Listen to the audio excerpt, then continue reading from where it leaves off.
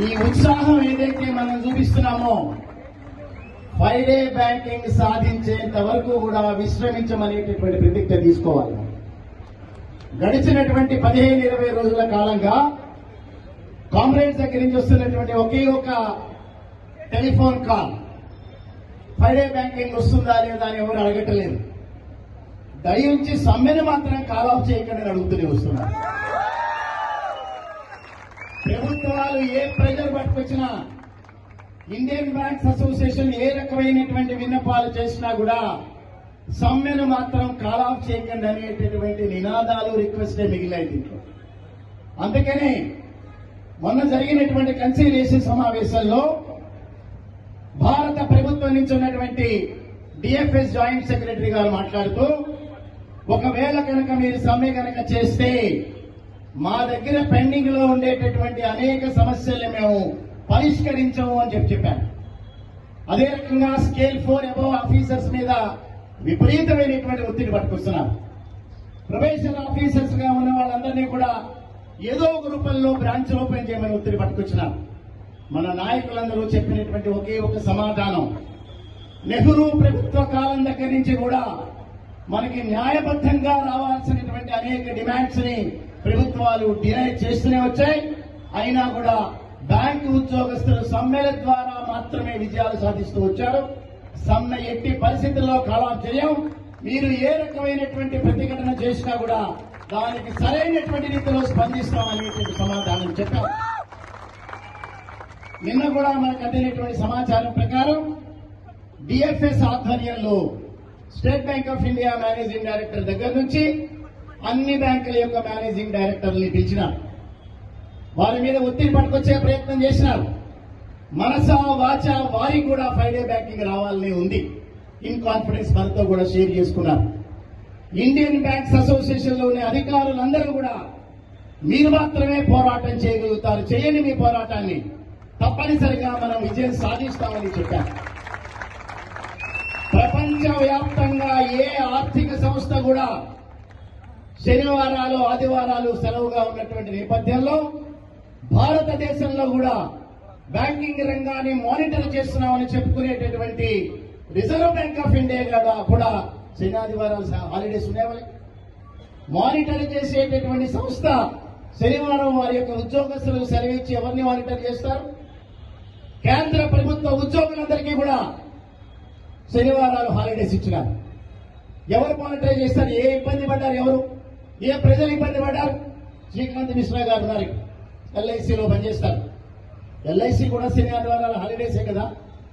జిఐసిలో holidays కదా. నబార్డ్ లో holidays కదా. షేర్ మార్కెట్ ఉండదు కదా. బ్యాంకింగ్ రంగంలో కూడా 2వ శనివారం, 4వ శనివారం హాలిడేస్ ఉన్నాయి కదా. ఏమీ ఇబ్బంది లేనటువంటి వ్యక్తులను ఇబ్బంది క్రియేట్ చేసినట్టుగా చూపించటం, మనకి రావాల్సినటువంటి వ్యాన్ 10 సంవత్సరాలుగా డినై చేస్తూ వస్తున్నారు. 2023 డిసెంబర్లో 2022 డిసెంబర్లో 7వ తేదీన ఒక జాయింట్ నోట్ సైన్ చేసుకున్నాం. 4 శనివారాలు కూడా హాలిడేస్ గా డిక్లేర్ చేస్తారని. ఎందుకు చేయలేదు మీరు? 23 మార్చిలో 8వ తేదీన ఒక సెటిల్మెంట్ కూడా సైన్ చేసుకున్నాం. ఎందుకు వెనక్కి వెళ్ళారు మీరు? ఇండియన్ బ్యాంక్స్ అసోసియేషన్ ఆధ్వర్యంలో 2 శనివారాలు కనుక మీకు హాలిడేస్ ఇస్తే ఆ సమయాన్ని మీరు దాన్ని కాంపెన్సేట్ చేయమని అడిగారు. ఎక్కడా ప్రపంచంలో అడగలేదు. అయినప్పటికీ మలగులాలు పడ్డాం. ఉద్యోగస్తుల యొక్క వర్క్ లైఫ్ బ్యాలెన్స్ అనేటటువంటి దెబ్బతింటోంది. వారి యొక్క వ్యక్తిగతమైనటువంటి జీవితాలు దెబ్బతింటున్నాయి. పెద్ద సంఖ్యలో మహిళా కామ్రేడ్స్ వచ్చినారు. ఇక్కడ మహిళలు మరింతగా ఇబ్బంది పడుతున్నారు. రిక్రూట్మెంట్ చేయరు. ఇదే ప్రెమిసెస్ లో 97 నుంచి మనం యునైటెడ్ ఫోరం ఆఫ్ బ్యాంకుల ఆధ్వర్యంలో పోరాటాలు చేస్తున్నాం. ఆనాడు 10 లక్షల మంది బ్యాంకు ఉద్యోగస్తులు ఉండేవారు. కాలక్రమేణా దాన్ని 8 లక్షలు తగ్గించేసినారు. 3-4 లక్షల ఉద్యోగస్తుల యొక్క వేకెన్సీస్ ఫిల్అప్ చేయరు. ఇవాళ కనుక చూస్తే 225 లక్షల పైచీలకు ఇవాళ డిపాజిట్స్ ఉన్నాయి బ్యాంకింగ్ రంగంలో. 150 లక్షల పైచీలకు అడ్వాన్సెస్ ఉన్నాయి.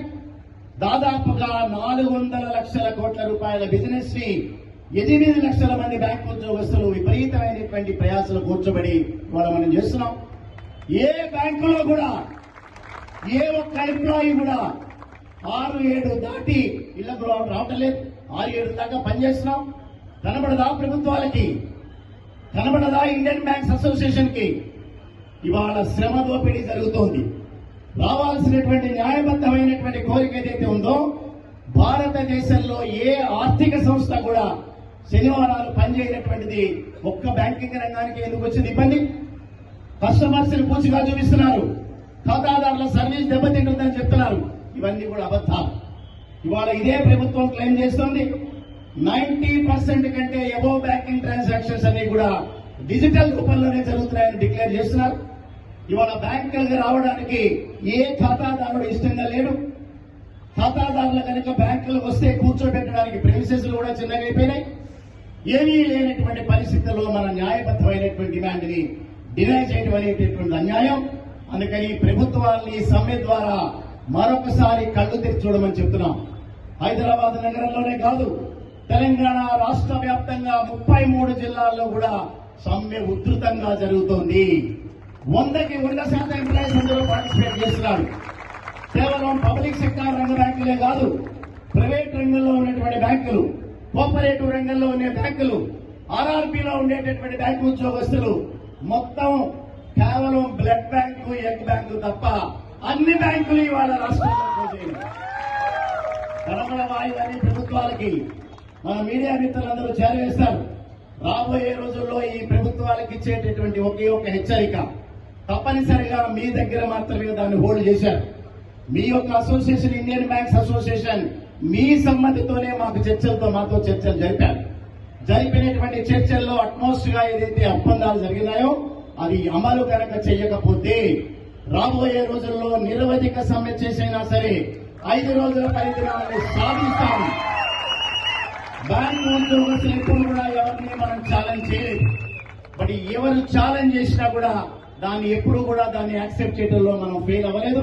తప్పనిసరిగా దీన్ని విజయాన్ని సాధిస్తాం. అనేక రూపాల్లో మన యొక్క ఆందోళన కార్యక్రమాలు రేపటి నుంచి ఉండబోతున్నాయి. ఇవాళ జరిగినటువంటి మన ఎక్స్పీరియన్సెస్ ఏవైతే ఉన్నాయో, యాజమాన్యాల యొక్క బెదిరింపులు ఏవైతే ఉన్నాయో, ప్రభుత్వాల యొక్క బెదిరింపులు ఏవైతే ఉన్నాయో, ఇవన్నీ కూడా తెలంగాణ యూఎఫ్పియు దాన్ని రివ్యూ చేస్తాం. రాబోయే రోజుల్లో ధీటుగా సమాధానం చెప్తాం. ప్రజల యొక్క మద్దతుని సేకరిస్తాం. మొన్న జరిగినటువంటి హ్యూమన్ చైన్ ద్వారా మనం ఏదైతే ప్రపంచానికి చాటి చెప్పామో మన రిజల్యూషన్, ఇవాళ సమ్మె ద్వారా తెలంగాణ రాష్ట్ర వ్యాప్తంగా మనం ఏదైతే కమ్యూనికేట్ చేసినామో, రాబోయే రోజుల్లో పోరాటాల గడ్డ అయినటువంటి తెలంగాణ రాష్ట్రం తప్పనిసరిగా బ్యాంకు ఉద్యోగస్తులకు మద్దతుగా నిలబడేటటువంటి రోజు వస్తోంది. బ్యాంకింగ్ రంగంలో 5 రోజుల పనిదినాన్ని సాధిస్తాం. మిగతా డిమాండ్స్ అన్ని కూడా సాధిస్తామని చెప్తూ మీ అందరికీ కూడా ఇంత అద్భుతమైనటువంటి ప్రదర్శనకి కారకమైన వ్యక్తులు, ఒక రోజు జీతమైనా సరే లెక్క చేయకుండా 5 రోజుల పనిదినం వచ్చేంత వరకు కూడా అవిశ్రాంతి పోరాటం చేయాలని మీ యొక్క కమిట్మెంట్ రిజల్యూషన్ కి మరొకసారి రెడ్ సెల్యూట్ చెప్తూ ధన్యవాదాలు. రాబోయే రోజులని మనమే అంతిమ విజయం మనదే అని మరొకసారి చెప్తూ మరొకసారి రెడ్ సెల్యూట్.